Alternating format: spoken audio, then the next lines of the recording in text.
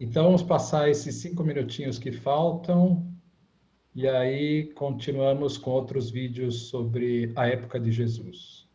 Os olhos nele pararam e olharam fixamente e disseram: Não tenho prata nem ouro, mas o que tenho, isto lhe dou. Em nome de Jesus, levante e ande. E consta que ele levantou, correu para o templo, pulando, louvando e adorando a Deus. Foi um milagre naquele dia, onde 5.000 judeus depositaram a fé e a confiança no Salvador ressurrecto, o Messias Emanuel. E eles nasceram do Espírito de Deus naquele dia. Se lembram que eu disse sobre a atividade na cidade, a densidade dos telhados e quanto eles viviam naquelas lajes? Eu lhes garanto que a comunicação em Jerusalém não era por e-mail, rádio ou televisão. Jesus disse aos seus discípulos: um dia o que eu lhes digo na escuridão, ou a ideia é ao redor da fogueira, um dia vocês vão gritar dos telhados. Vocês podem imaginar quando aqueles 5.000 saíram do templo aquele dia, recém-nascidos no Espírito de Deus, usaram os seus tetos. Eu garanto que hoje a discussão não seria a tirania de Roma ou a corrupção dos sacerdotes ou o mexerico da vizinhança. Hoje seria: Marta, você esteve no templo hoje? Viu o que aconteceu? Que conhecemos desde menino. Ele pulou diante de nós a simples menção do nome de Jesus. De fato, aquele era quem ele dizia ser. Milhares de pessoas em Jerusalém hoje creram e nós nascemos do Espírito Santo. Ele vive, sabemos, disse com certeza. Gente, essa mensagem atravessou a cidade de telhado para telhado, as vilas, e há 2.000 anos tem sido proclamada ao redor do mundo. Milhões têm encontrado, tanto como gentios, a retidão ao lado de Deus ao estenderem as mãos ao Cordeiro. Eles têm recebido a graça de Deus através de Jesus Cristo. Ele tem tomado seus pecados, passado, presente e futuro, e os tem justificado diante de um Deus santo. Se vocês fizeram isso, estendam suas mãos para ele pela fé e o recebam como seu sacrifício e seu Senhor. Alegrem-se com grande júbilo, porque temos muito que ver pela frente. Se não o fizeram, hoje é a grande oportunidade, simplesmente pela fé, se erguer e aceitar o dom gratuito da vida eterna, oferecido por Jesus Cristo em pessoa, grátis para vocês, mas muito caro para ele. Se fizerem isso hoje, recebendo, ele receberá vocês em seu reino, e vocês terão hoje tudo o que Deus queria e muito mais para todo sempre. Obrigado por me deixarem visitá-los mais uma vez, e eu espero que vocês tenham gostado da apresentação feita pelos nossos instrutores. Existiram muitos impérios que conheceram a glória. O Egito conheceu seus dias de glória. A Babilônia, com Nabucodonosor, teve sua hora de glória. O Império Grego, com Alexandre o Grande, foi um dos grandes impérios da história. E depois veio o Império Romano, que reinou no mundo por muitos séculos. Mas a realidade é que a glória que viveu o Egito passou. A glória que foi a Babilônia acabou. A glória que a Grécia teve existe apenas nos livros de história. A glória que Roma teve só pode ser lembrada. Todos esses impérios tiveram seus dias de glória, mas somente a terra de Israel e sua capital, Jerusalém, conheceu tanto a glória do passado com Davi e Salomão, como conhecerá a glória de novo quando o Senhor Jesus retornar como filho de Abraão, como filho de Davi, para se tornar o legítimo herdeiro do trono de Israel e sua capital, Jerusalém. E dessa posição ele se tornará o Rei dos Reis, o Senhor dos Senhores, de modo que há um grande dia esperando aqueles que amam o Senhor Jesus Cristo e confiam nele como Salvador, porque ele trará a era de ouro, quando o lobo será vencido pelo cordeiro, quando as armas de guerra serão transformadas em armas para o cultivo agrícola, quando a justiça e retidão se tornarão uma realidade na terra. Muito obrigado por nos visitarem aqui em Orlando, no Holy Land Experience, e se seus planos de viagem os trouxer à Flórida Central, queremos convidá-los para vir até aqui conhecer tudo que temos e passar umas 6 ou 7 horas com a gente. Sei que irão apreciar bastante as outras maquetes. Obrigado e Deus os abençoe.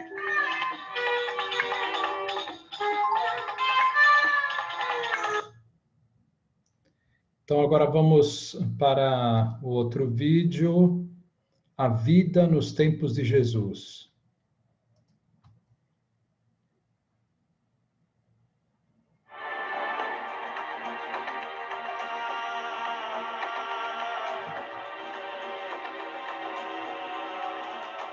Como era a vida diária nos tempos de Jesus? Como eles se vestiam?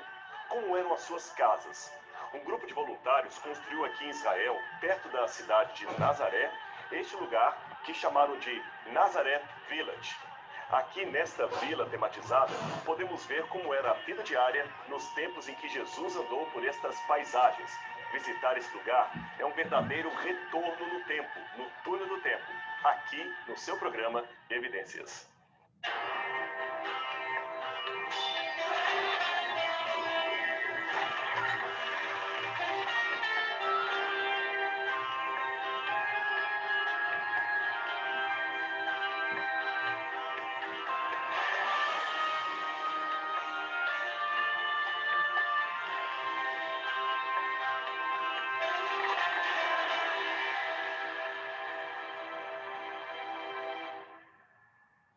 Essa árvore atrás de mim é uma oliveira, como muitas que há por aqui. Nos tempos de Jesus, esta árvore, a oliveira, era um elemento muito importante e presente na vida diária de praticamente todo judeu do primeiro século. São várias as passagens bíblicas que mencionam a oliveira e seu fruto, em símbolos que vão desde o alimento, passando pela unção e chegando até a atividade religiosa. Um símbolo constante de vida, esperança e fé. Hoje nós não estamos no período da colheita, mas se estivéssemos, esta árvore aqui estaria cheia de azeitonas que seriam colhidas de uma maneira muito peculiar. Varas eram usadas para bater na árvore, batê-la, fustigá-la, permitindo que os seus frutos caíssem numa espécie de pano de saco que era colocado logo aqui embaixo. Em seguida, estas azeitonas eram levadas para um outro lugar especial, onde seriam preparadas e distribuídas para diversas funções da comunidade. As oliveiras sempre existiram em grande quantidade por todo Israel e são conhecidas por sua determinação. Elas crescem praticamente sob quaisquer circunstâncias, nas montanhas ou nos vales, nas pedras ou em terra fértil, e são quase indestrutíveis. Porém, a primeira colheita de uma oliveira se dá sempre no 15º ano de sua vida. O Salmo 52, verso 8, nos diz: Eu, porém, sou como uma oliveira que floresce na casa de Deus. Confio no constante amor de Deus para sempre e eternamente. A lei de Deus dada a Israel especificava certos requisitos e provisões relacionados à agricultura e à colheita. Embora ela fosse importante, os israelitas não ficavam desobrigados de observar o sábado. Não havia na lei nenhuma provisão para fazer colheita nesse dia, nem mesmo em caso de emergência. 6 dias trabalharás, mas ao 7º dia descansarás, mesmo na semeadura ou na colheita descansarás. Êxodo 34, 21. O recolhimento das safras era uma das coisas que nunca cessariam por todos os dias que a terra continuar. Gênesis 8, 22. Esta era a promessa de Deus. Por isso, a época da colheita sempre vinha acompanhada de grande alegria. Embora, naturalmente, era um trabalho árduo recolher todas as safras todos os anos. Agora, é impossível falar de colheita, de agricultura, sem pensar neste antigo instrumento, a foice. Ela consiste de uma lâmina curvada presa a um cabo de madeira. Geralmente é de metal, mas também foram encontrados restos dessa ferramenta feitos de pedra, isto mesmo, uma pedra bem afiada da época dos sumérios, com cerca de 3.000 anos. Símbolo do juízo de Deus, a foice é usada em várias passagens da Bíblia para retratar a ação do Senhor aqui, nesse mundo em que vivemos. Lançai a foice, pois a colheita já está pronta para a ceifa. Joel 3, verso 13. E olhei, e eis uma nuvem branca, e assentado sobre a nuvem um ser semelhante ao Filho do Homem, que tinha sobre a cabeça uma coroa de ouro e na mão uma foice afiada. Apocalipse 14, verso 14. E não só imagens de juízo. Na verdade, situações de colheita fizeram parte de vários episódios da Bíblia, você pode lê-los tanto no Antigo como no Novo Testamento. A volta do povo judeu do exílio, a pregação do Evangelho e o ajuntamento das pessoas por ocasião da volta de Cristo são todos eventos comparados à colheita. Também tu, ó Judá, serás colhido como numa colheita. Oséias 6, verso 11. Então Jesus se dirigiu aos seus discípulos dizendo: a seara é na verdade muito grande, mas os trabalhadores são poucos. Rogai, pois, ao Senhor para que envie trabalhadores para a sua seara. Mateus 9, 37 e 38. Então saiu do santuário que se encontra no céu outro anjo, tendo ele mesmo uma foice afiada. Então passou o anjo a sua foice na terra e a vindimou. Apocalipse 14, verso 19. Apenas para ajudar na linguagem, pois estamos falando de termos não muito utilizados hoje em dia, tome nota desses vocábulos importantes relacionados a esse tema da agricultura nos tempos da Bíblia. Ceifa é uma palavra que vem do árabe saifa, que quer dizer verão, colheita ou cereal maduro. Ceifar, portanto, significa literalmente abater com a foice ou cortar com a foice searas que já estão maduras. Por exemplo, cereais de trigo, cevada ou uvas de uma parreira. Por isso, ceifar passou a significar, por extensão, o ato de tirar a vida de uma pessoa, ceifar a vida de alguém. A ceifa ou colheita tem ainda outras expressões sinônimas, pouco utilizadas como cega, a ceifa e vindima, embora esta última seja de uso exclusivo da colheita de uvas. Esses quadros ou cenários bíblicos tornavam os temas muito representativos e fáceis de serem compreendidos para aqueles que viviam nesse contexto. Aliás, um outro cenário muito relacionado com a vinda especial do dia do juízo de Deus é a eira e os instrumentos que faziam parte do contexto dela. Por exemplo, aqui eu tenho isto parecido com um garfo de madeira, que seria, na verdade, uma pá. Agora, veja o trecho de uma pregação de João Batista e perceba como tem a ver com esse instrumento. Ele tem a pá na sua mão, e limpará a sua eira, e ajuntará o trigo no seu celeiro, mas queimará a palha com fogo que nunca se apagará. Lucas 3,17. Você prestou atenção no texto? Pois bem, esta aqui é uma típica pá usada em colheitas. Exatamente aqui onde eu estou era um lugar relacionado a colheitas, era a eira. A eira era esse espaço plano aqui com um chão duro, onde os cereais eram colocados após a colheita para serem malhados ou debulhados e a seguir peneirados, a fim de separar a palha de outros detritos, como outros grãos que não faziam parte da colheita. Aliás, separar palha de outros detritos. Você se lembra da parábola do joio e do trigo? O reino dos céus é semelhante a um homem que semeou boa semente no seu campo. Mas enquanto todos dormiam, veio o seu inimigo e semeou joio no meio do trigo e se foi. Quando o trigo brotou e formou espigas, o joio também apareceu. Os servos do dono do campo dirigiram-se a ele e disseram: "O senhor não semeou boa semente no seu campo? Então, de onde vem o joio?" "Um inimigo fez isto", respondeu ele.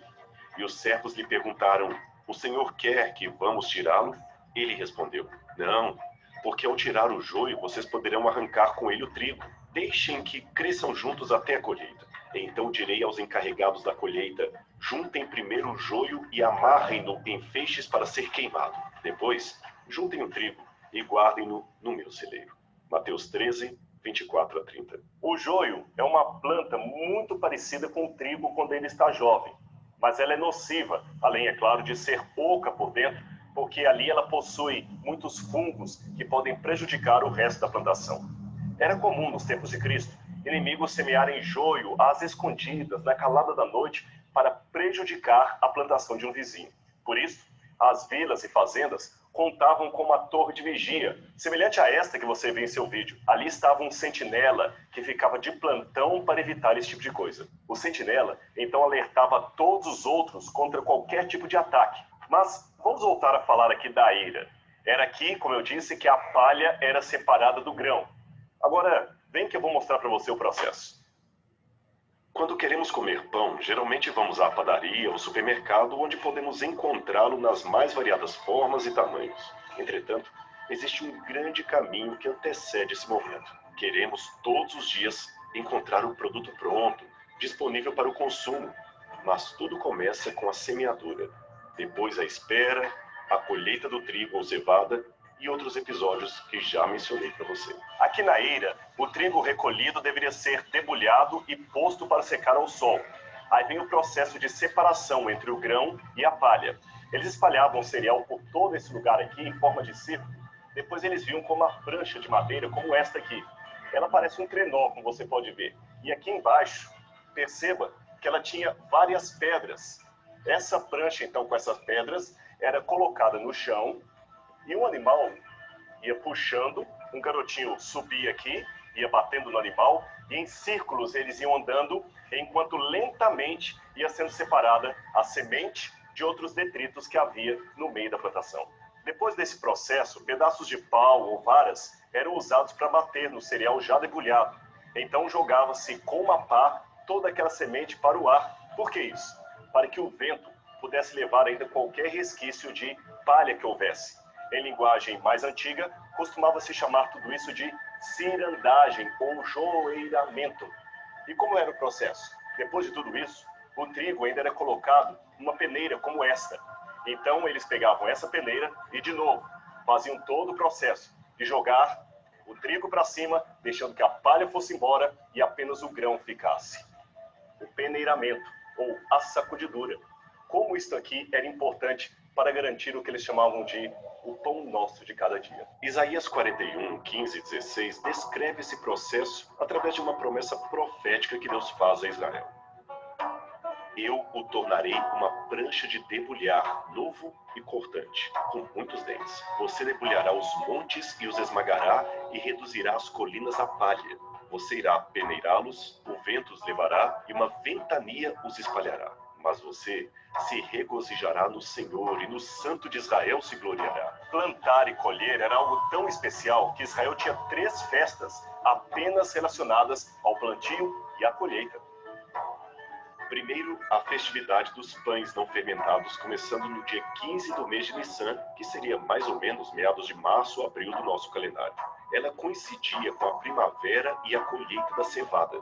No dia seguinte, o sumo sacerdote devia mover para lá e para cá o feixe das primeiras cevadas colhidas perante o Senhor. Levíticos 23, 6 a 11. Depois vinha a festa das semanas, ou Pentecostes. Era a época da colheita do trigo. 2 pães fermentados das primícias do novo cereal deviam ser apresentados como oferta ao Senhor. Levíticos 23, 15 a 17. Finalmente, a festa das barracas, ou dos tabernáculos, que começava no 15º dia do 7º mês de Etanim, ou Tisri, mais ou menos em meados de outubro. Ela encerrava a parte principal do ano agrícola de forma alegre, visto que a colheita, em geral, já havia sido então completada.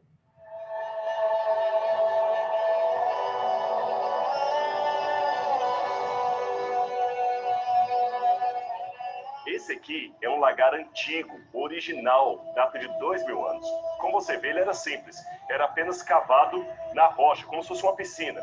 Aqui eles esmagavam as uvas. Mas havia algumas raras vezes em que a azeitona também poderia ser espremida aqui. Também, em outras situações, o trigo era malhado aqui, especialmente em época de guerras, em época de perigo. Era um lugar, portanto, que tinha que ficar às escondidas do inimigo. É o caso de Gideão, que malhou o trigo no lagar, escondido dos midianitas, para que estes não roubassem o seu pão, garantindo assim a sobrevivência de sua família. E Gideão, seu filho, estava malhando o trigo no lagar para salvá-lo dos midianitas. Juízes 6, verso 11. Como eu já falei com você, por questões de segurança, os lagares costumavam ficar em lugares escuros, às escondidas da vista de algum possível inimigo. Mas também não podemos esquecer das torres de vigia. Elas também ajudavam a vigiar toda a plantação. Como eu já mostrei para você, na antiguidade cada vila tinha o seu lagar e cuidava dele com muito carinho para prepararem o seu vinho. Era, como você pode ver aqui, uma espécie de cisterna rasa, feita na rocha. Ela tinha uma dimensão aproximada de 2,40 metros por 1,50 metros de largura. Ela era cavada na rocha, como eu falei, de tal modo que a parte de baixo tinha uma abertura que vinha por aqui, onde o mosto, ou o vinho de uva, corria para outro recipiente que ficava logo aqui embaixo. Esse local era coberto e tinha barrotes onde estavam suspensas umas cordas. Eles seguravam-se em cordas acima deles e esmagavam as uvas com os pés. As uvas vinham transportadas em cestos e lançadas no lagar. Essa parte superior aqui de cima era chamada em hebraico de gat, e esta menor que ficava aqui embaixo, yekev, no plural yekavim. Em Joel capítulo 3, verso 13, vemos os 2 componentes citados pelo profeta. Vinde, descei porque o lagar do vinho, gat, ficou cheio. Os tanques, e a ekavim, plural de yekev, os tanques de lagar, estão realmente transbordando. Joel 3, verso 13. Mas, aparentemente, O termo Yeker era também usado com referência aos lagares que constituíam de um único tanque, no qual se dava tanto o pisar das uvas como o represamento do suco de uva ou do vinho não fermentado. Ouçam outra parábola. Havia um proprietário de terras que plantou uma vinha, colocou uma cerca em redor dela, cavou um tanque para prensar as uvas e construiu uma torre. Depois arrendou a vinha a alguns lavradores e foi fazer uma viagem. Mateus capítulo 21, verso 33. Era um trabalho duro e cansativo, mas que dava muita alegria aos trabalhadores. Tanto é que eles costumavam cantar e dançar ao som de instrumentos musicais durante as horas de trabalho. Agora, é interessante que, em algumas vezes, a vindima, isto é, a colheita das uvas e o seu pisoteamento no lagar, se tornaram, na Bíblia, símbolos de batalhas violentas e da própria ira de Deus. Quem é aquele que vem de Edom, que vem de Bosra, com as roupas tingidas de vermelho? Quem é aquele que, num manto de esplendor, avança a passos largos na grandeza de sua força? Sou eu, que falo com retidão, poderoso para salvar. Por que as tuas roupas estão vermelhas, como as de quem pisa uvas no lagar? Sozinho, pisei uvas no lagar. Das nações ninguém esteve comigo. Eu os pisoteei na minha ira e os pisei na minha indignação. O sangue deles respingou na minha roupa e eu manchei toda a minha veste, pois o dia da vingança estava no meu coração e chegou o ano da minha redenção. Isaías 63, 1-4. O anjo passou a foice pela terra e ajuntou as uvas e as lançou no grande lagar da ira de Deus. Elas foram pisadas no lagar fora da cidade e correu sangue do lagar, chegando ao nível dos freios dos cavalos, numa distância de quase 300 quilômetros. Apocalipse 14, 19 e 20. Agora, vamos deixar um pouco de lado a imagem bárbara do lagar, da ira de Deus, e vamos falar um pouco, ou nos concentrar um pouco, nesses animaizinhos tão singelos que estão atrás de mim e que conhecemos pelo nome de ovelhas. Eu sou o bom pastor. O bom pastor dá a vida por suas ovelhas. João 10, verso 11. De fato, um pastor de ovelhas tinha muito mais que uma profissão. Ele tinha, na verdade, um ministério junto às ovelhas. Ele as alimentava, as tratava, tosqueava o seu pelo, bem diferente do açougueiro, cuja única função era matar o animal e comer a sua carne. Mas a ovelha também era sacrificada, e isto amando de Deus. E o sacerdote era aquele que comia a sua carne. Isso era realmente um quadro muito cruel de se ver. Imagine alguém tirando a vida desse animalzinho. Contudo, o terror da imagem fazia todo sentido se entendermos que a morte de um cordeiro representava o inocente Cordeiro de Deus, Cristo, que viria morrer pelos pecados do mundo inteiro. Quando viu Jesus passando, João Batista disse: "Vejam, o Cordeiro de Deus." João 1, verso 36. Eu comecei esse programa falando das oliveiras, não foi mesmo?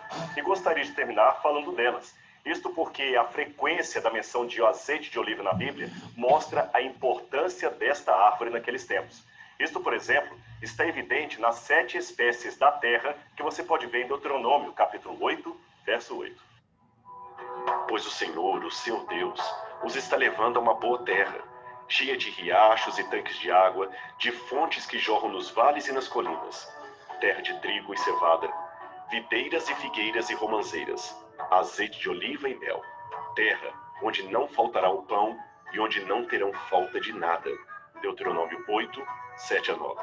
O azeite, uma vez misturado com a farinha de trigo, permitia fazer o pão que se comia todos os dias. Agora, falando nisso, eu lembro que azeitona em hebraico é zait, um termo que aparece 25 vezes no Antigo Testamento. O óleo que se produz da zait, da azeitona, é chamado de shemen, e ele aparece 150 vezes descrito na Bíblia. O óleo nas Escrituras, portanto, refere-se sempre ao azeite de oliva.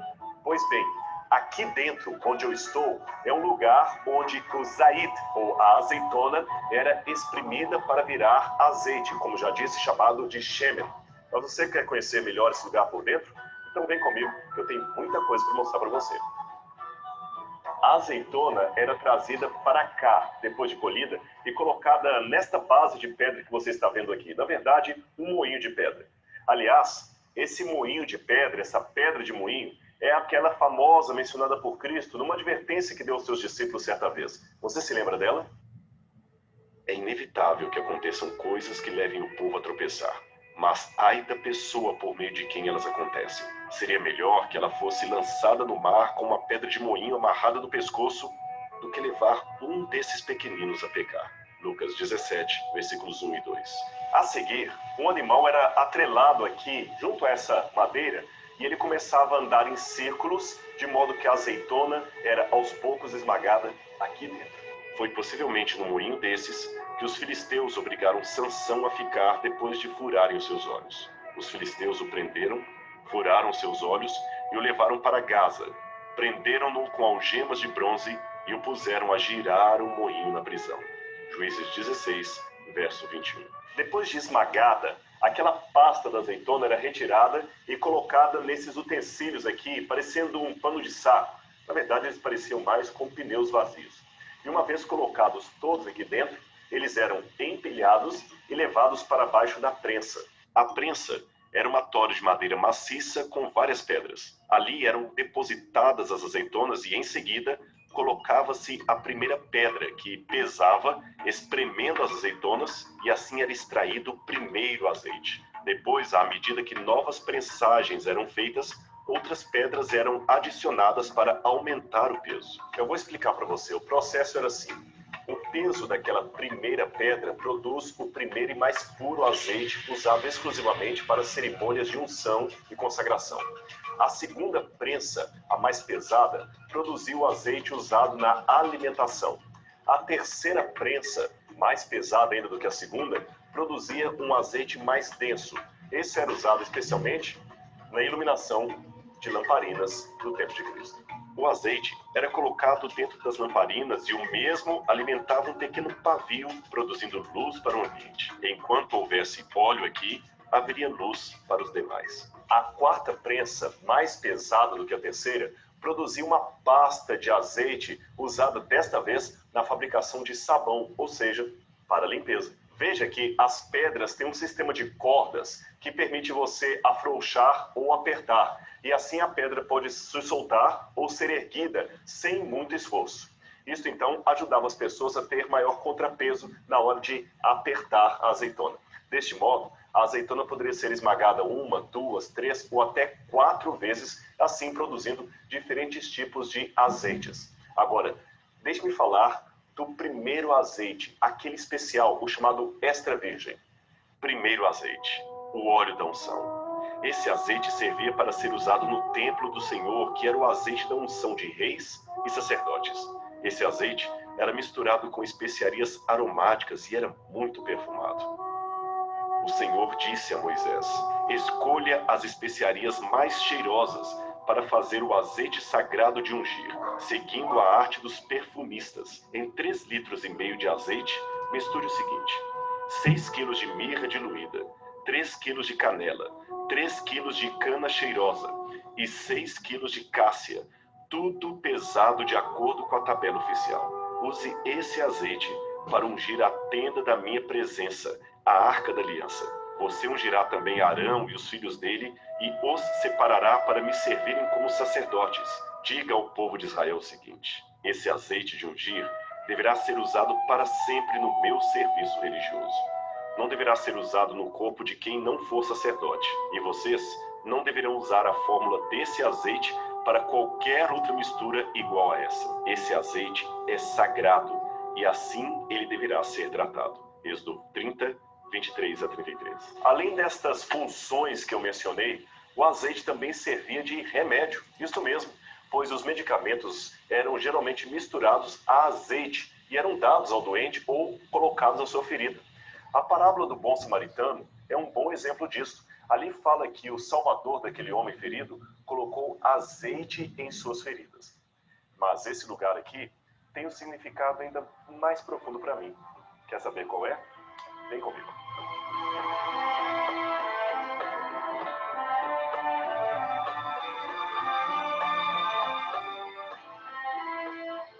lembra que eu disse que azeite seria shemen em hebraico? Agora, sabe como eles chamavam nos dias de Jesus essa prensa de azeitonas? Gat. Logo, o nome desse lugar aqui em aramaico, a língua falada por Jesus, seria Gat Shemen, ou em hebraico, Gat Shemanim. Gat Shemanim.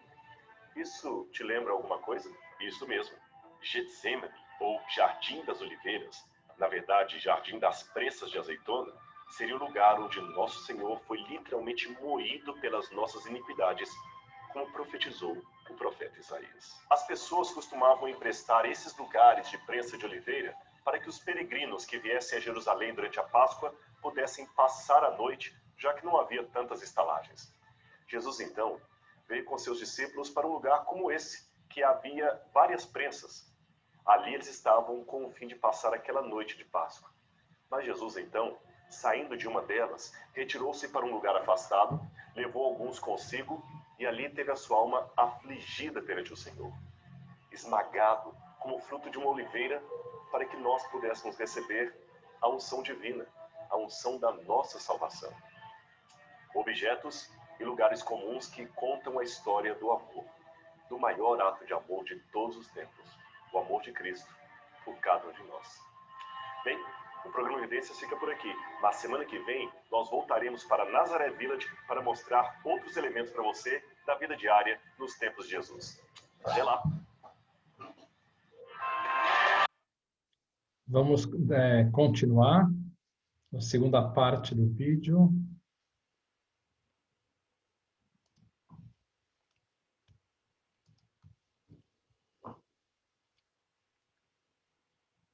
Hoje no nosso programa vamos continuar a nossa aventura por Nazaré Village e conhecer um pouco mais da vida diária nos tempos de Cristo.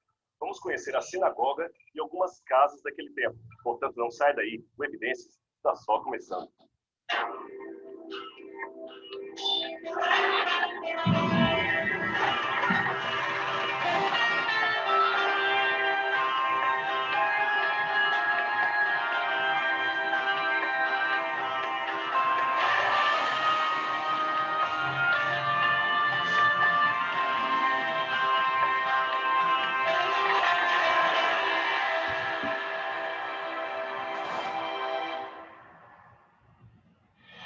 Jesus voltou para a Galileia no poder do Espírito, e por toda aquela região se espalhou a sua fama. Ensinava nas sinagogas e todos o elogiavam. Ele foi a Nazaré, onde havia sido criado, e no dia de sábado entrou na sinagoga, como era o seu costume, e levantou-se para ler. Lucas 4, 14 e 16. A sinagoga, como você deve saber, é o local de culto dos judeus no mundo inteiro. Agora, o que muita gente desconhece ou negligencia é o fato de que Jesus era judeu. E sendo judeu, a sinagoga também está na base da história do cristianismo. Muitos comportamentos dos primeiros cristãos têm ligação direta com o judaísmo e a sinagoga daquele tempo.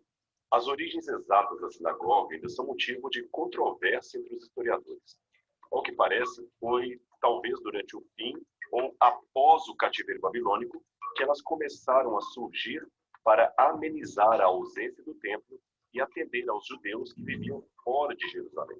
É que com o cativeiro da Babilônia, iniciou-se um deslocamento forçado de judeus pelo mundo que recebeu posteriormente o nome de diáspora.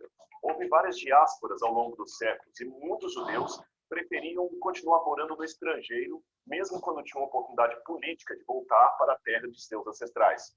No tempo de Jesus, também era assim. Aliás, mesmo hoje, a maior parte dos judeus continuam morando fora de Israel. Calcula-se que pelo menos 2/3 dos judeus do primeiro século viviam na diáspora fora da Judeia, percentagem que cresceu consideravelmente a partir da destruição de Jerusalém no ano 70 depois de Cristo. De um modo triunfalista, Filon de Alexandria escreveu: não há menos de 1 milhão de judeus residindo em Alexandria e no país Egito, desde o Planalto Líbio e as fronteiras com a Etiópia. Os judeus são tão numerosos que não podem ser contidos num só país e, por isso, se instalam em muitos países prósperos da Europa e da Ásia. Os números oscilam de acordo com as fontes e não há dados precisos. Mas apenas à guisa de aproximação, em tempos de Trajano, havia 4 milhões de judeus na diáspora e mais de 2 milhões na Judeia e na Galileia. Nos tempos de Cláudio, o censo acusou a existência de 7 milhões de judeus apenas na Ásia Menor. Assim, para atender toda essa gente, nada melhor do que construir sinagogas e mais sinagogas, embora mesmo os que viviam em Israel também acabassem contando com esse tipo de edificação.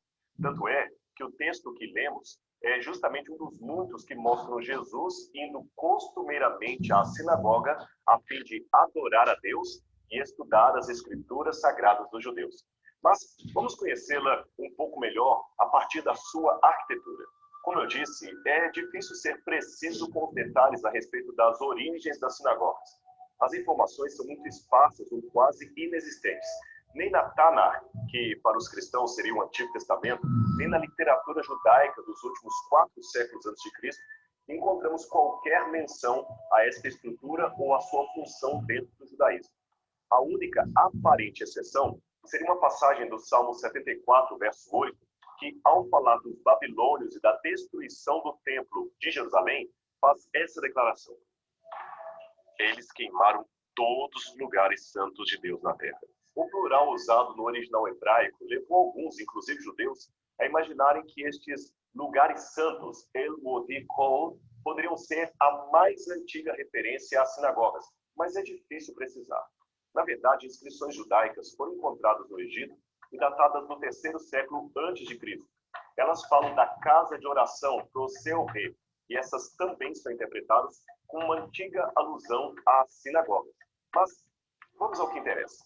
O que essas paredes e esse formato aqui podem nos dizer da antiga sinagoga de Jesus? Embora as sinagogas até agora encontradas não sejam uma cópia 100% exata uma da outra, as diferenças encontradas aqui e ali não nos impedem de ter uma visão de conjunto.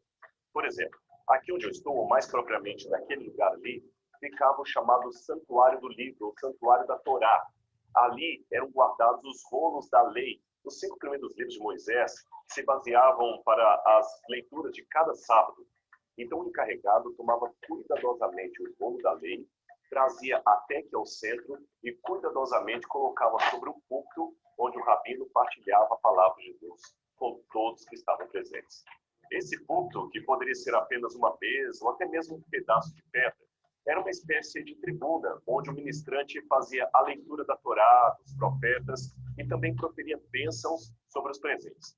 Os judeus que viviam em território de fala grega costumavam chamar esse púlpito de bema ou vema. Agora, o curioso é que a leitura era feita em pé, com respeito. Assim se lia a Sagrada Escritura. Mas o ensinamento era dado assentado, para demandar que não havia pressa, vontade de ir embora. No Shabat, eles não acendiam lamparinas, porque não acendiam fogo na sinagoga. Mas aqui nós temos uma ilustração da Bíblia como a luz para os nossos caminhos. Esdras, ao ensinar a palavra de Deus ao povo de Israel, ministrou sobre um tablado de madeira, o que equivaleria a uma tribuna das sinagogas atuais. E Esdras, o escriba, estava sobre um púlpito de madeira que fizeram para aquele fim, e estava em pé junto a ele. Neemias 8, verso 4. As pessoas presentes geralmente se sentavam em bancos de pedra colados às paredes, seguindo o contorno do edifício. Alguns autores supõem que, assim como acontecia nas festas, também na sinagoga haveria algum tipo de hierarquia na hora de tomar os assentos. Os anciãos mais distintos ficavam à frente, mais próximos à Torá ou ao santuário da Torá. Os mais jovens e menos nobres ficavam atrás. Sobre as mulheres, ainda existe muito debate se elas poderiam ou não estar dentro da sinagoga, se tivessem ou não um lugar em que poderiam assentar-se durante o serviço religioso. Como ocorre nas denominações religiosas atuais, o culto na sinagoga possui uma liturgia basicamente simples. Porções da lei eram lidas por um certo número de pessoas, usualmente 7. Um discurso, uma mensagem, era pronunciado após a leitura dos profetas, Neviim. A seguir, a recitação do Shema. Ouve, ó Israel, o Senhor teu Deus é o único Senhor. Deuteronômio 6, verso 4. Dentro da sinagoga, finalmente, haveria uma bênção. Essa bênção geralmente era colocada pelo subintendente da sinagoga. E por falar em superintendente, eram 3 os oficiais em exercício que, além do rabino, colaboravam para o andamento satisfatório e a organização da sinagoga. O chefe da sinagoga, A ordem na sinagoga ficava sempre sob a responsabilidade do líder maior, o qual podemos chamar de superintendente. A oração e a leitura da Torá ficavam sob a direção do chefe, que, caso quisesse, poderia escolher alguém de fora ou alguém da própria comunidade para a explanação das Escrituras. No livro de Atos, fala-se de Paulo e seus companheiros na sinagoga de Antioquia da Psídia. Então o texto apresenta a seguinte situação litúrgica. Depois da leitura da lei e dos profetas, os chefes da sinagoga lhe mandaram dizer: irmãos, se vocês têm uma mensagem de encorajamento para o povo, que falem. Atos 13, verso 15. Os anciãos. Essa segunda categoria de líder da sinagoga, obviamente, formava uma assembleia sob a competência do superintendente. Os anciãos também eram conhecidos como presbíteros. Veja um exemplo disso num episódio ocorrido em Cafarnaum, envolvendo os anciãos do povo e a cura do servo de um centurião romano. Ele ouviu falar de Jesus e enviou-lhe alguns anciãos dos judeus, pedindo-lhe que fosse curar o seu servo. Lucas 7, verso 3. Assistente. Quando em Lucas, capítulo 4, Jesus aceitou o convite para ler na sinagoga, ele leu Isaías e depois disso devolveu o rolo das Escrituras ao assistente. E Jesus, cerrando o livro, tornando-o a dar ao ministro assistente, assentou-se. E os olhos de todos na sinagoga fitavam o livro. Então começou a dizer-lhes: hoje se cumpriu esta escritura em vossos ouvidos. Lucas 4, 20 e 21. Ao assistente era delegada a função de retirar os rolos da Torá lá daquele santuário que você viu e colocá-los em seu devido lugar, além de outras atividades mais simples, é claro.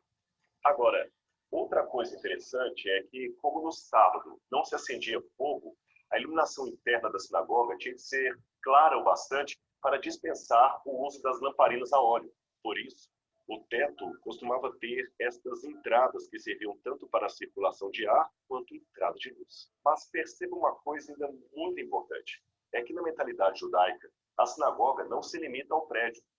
As reuniões religiosas dos fariseus, por exemplo, aquelas feitas no período posterior à destruição do segundo templo, eram feitas em casas privadas.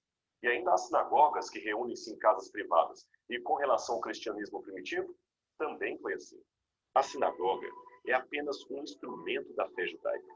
Embora relevante em seu papel, não constitui a parte central do judaísmo, pois ele não está alicerçado em qualquer instituição, mas na Torá, escrita e oral. A sinagoga é um local que contribui para a coesão da comunidade e é sagrado somente em virtude do uso que se faz dele, como para preces e estudo religioso. Agora, um dos grandes mistérios da arqueologia do Novo Testamento é onde estaria a sinagoga de Nazaré que Jesus frequentou. Alguns pensam que ela ainda será descoberta, outros que se trata de uma lenda, e outros ainda que não seria necessariamente um edifício. É que, de acordo com a Mishnah, nas palavras do rabino Hananiah ben Teradion, se dois judeus estivessem sentados juntos e houvesse uma Torá com eles, ali mesmo, naquele lugar, haveria o brilho da Shekinah de Deus, ou seja, ali será um templo e, por extensão, uma sinagoga. Em outras palavras, uma árvore pode ser uma sinagoga desde que haja 2 ou 3 judeus debaixo dela estudando as escrituras sagradas. Talvez foi por isso que Jesus disse: onde houver 2 ou 3 reunidos em meu nome, ali estarei. Mateus 18, verso 20. Assim como Jesus entrou num dia de sábado, segundo o seu costume, na sinagoga, Lucas capítulo 4, verso 16, seus fiéis também têm a oportunidade de adorar a Deus em suas respectivas igrejas. E eles devem se alegrar por isso. Afinal, como havia escrito Davi, alegrei-me quando me disseram: vamos à casa do Senhor. Salmo 122, verso 1. Mas como seria uma casa do tempo de Jesus? Depois do intervalo, nós voltaremos com esta informação para você.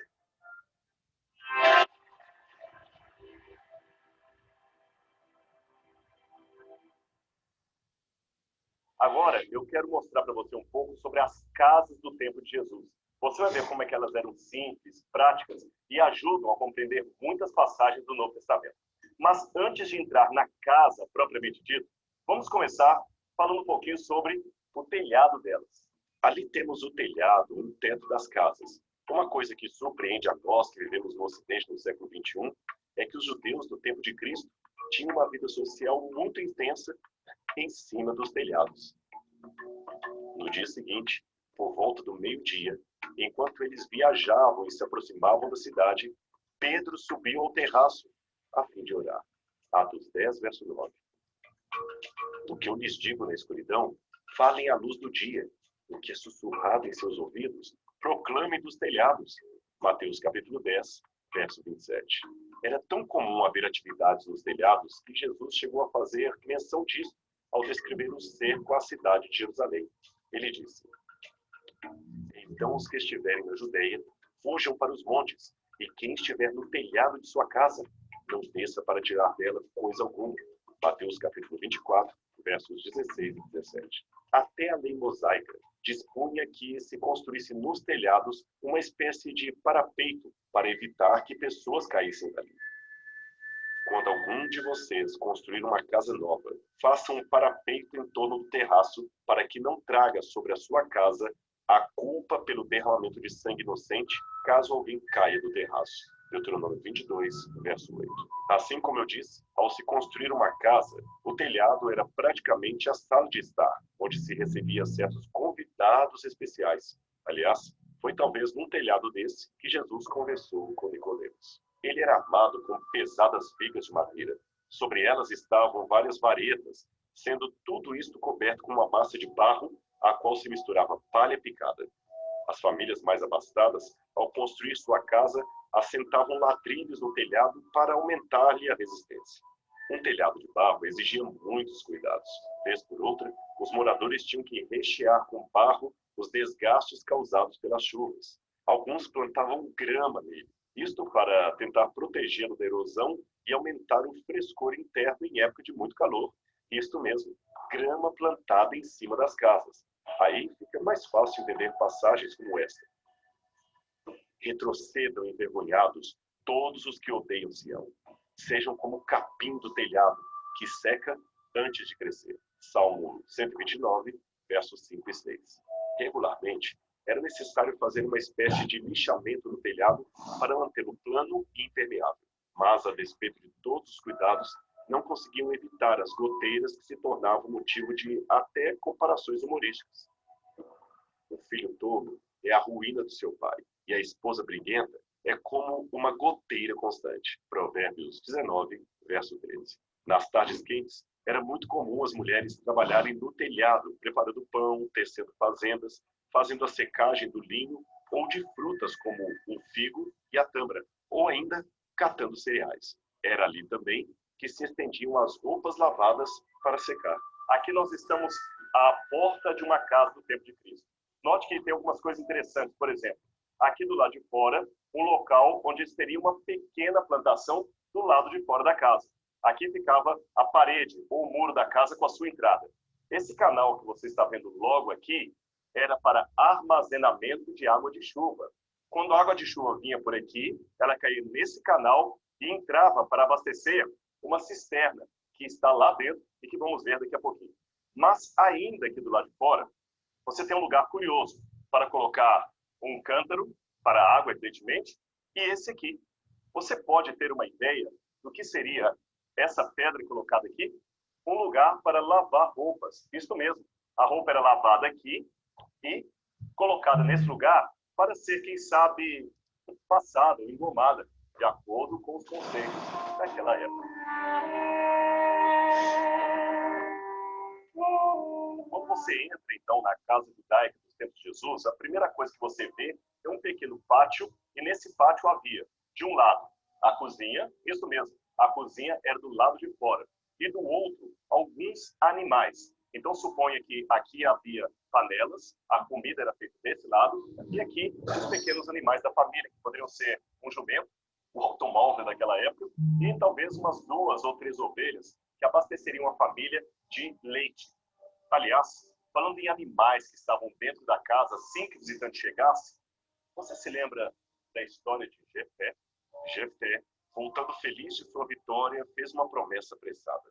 Ofereceu que sacrificaria a Deus o primeiro que lhe saísse ao encontro na porta de sua casa. Isto está em Juízes, capítulo 11, versos 29 a 40.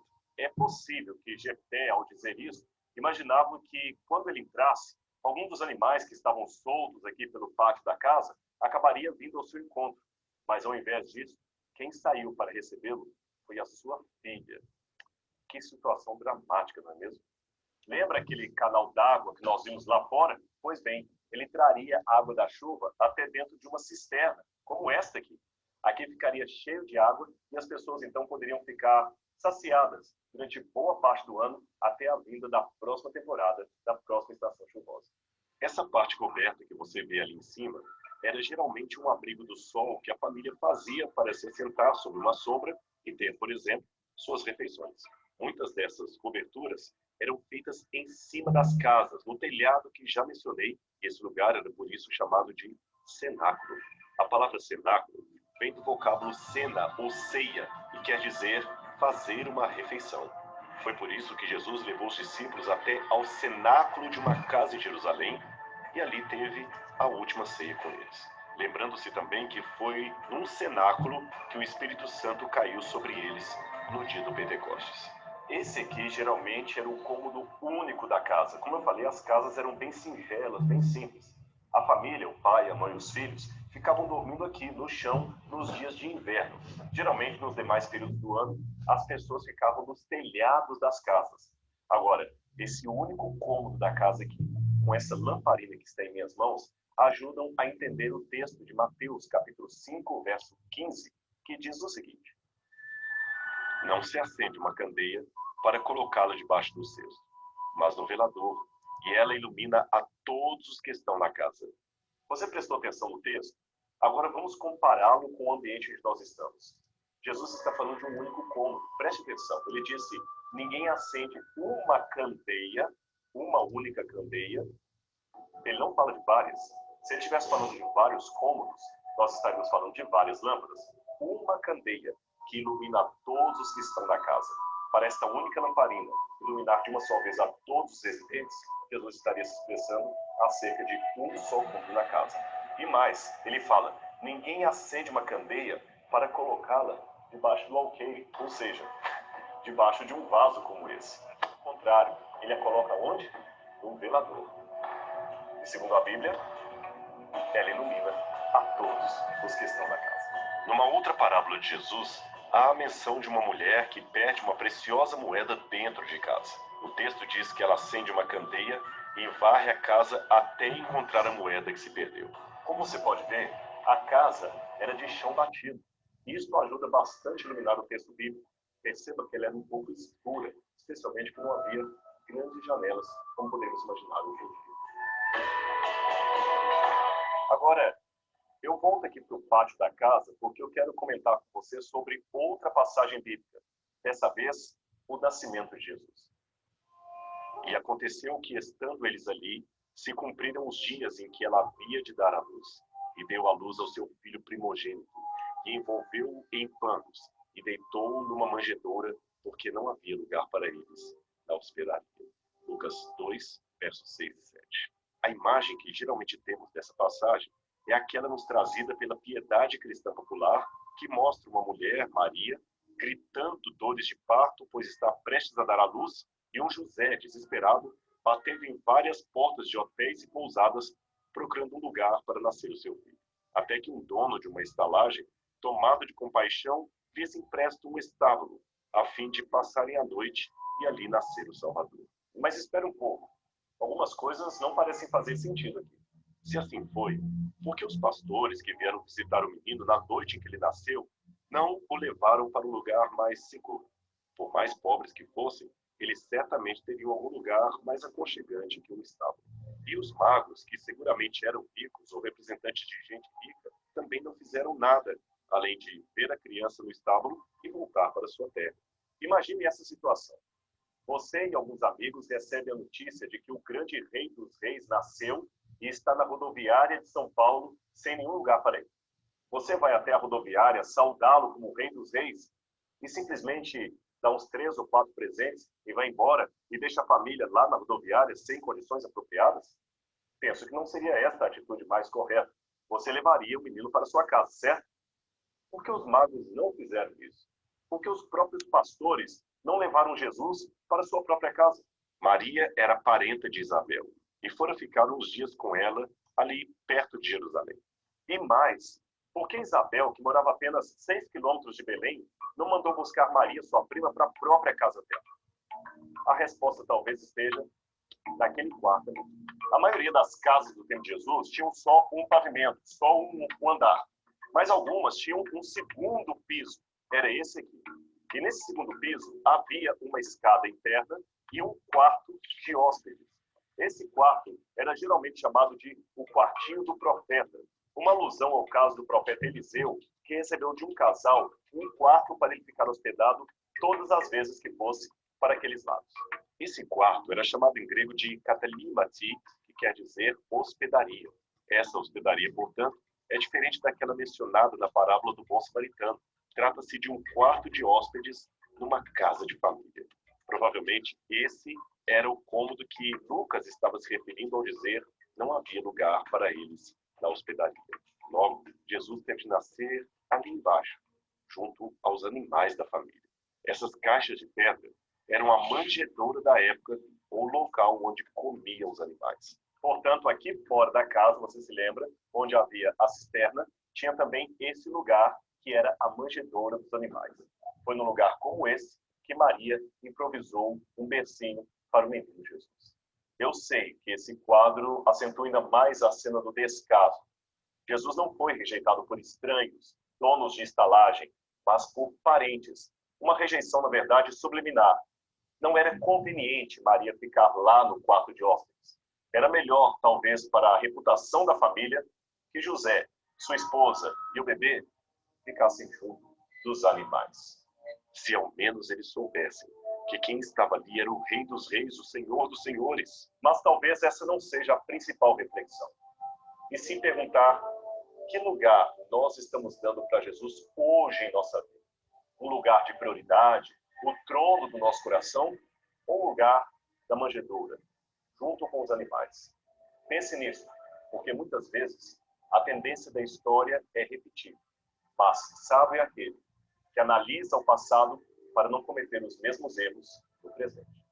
O programa Evidências vai ficando por aqui, mas a gente tem um próximo encontro na semana que vem, aqui na sua TV, Novo Tempo. Até lá!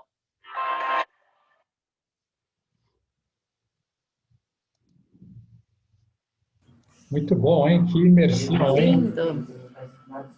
Nossa. Eu nunca tinha visto nada parecido, não. É muito interessante. Muito. Muito bom, né? Nossa, muito simples, né? Muito simples. A descrição em loco, né? É. Isso que é bom. É. Valeu. Como era. Muito bom. Muito Então, bom, padre. Obrigada, padre. No sábado não haverá aula, né? Porque eu vou pregar um retiro. Então, vai ser a próxima quinta-feira. Quinta-feira, dá certo. Bom? Combinado, padre. Tá bom, obrigada. Obrigada, padre. Bom Boa retiro. live. Bom descanso. Boa live também, isso. Tchau, tchau, gente. Tchau. Tchau, gente. Boa noite.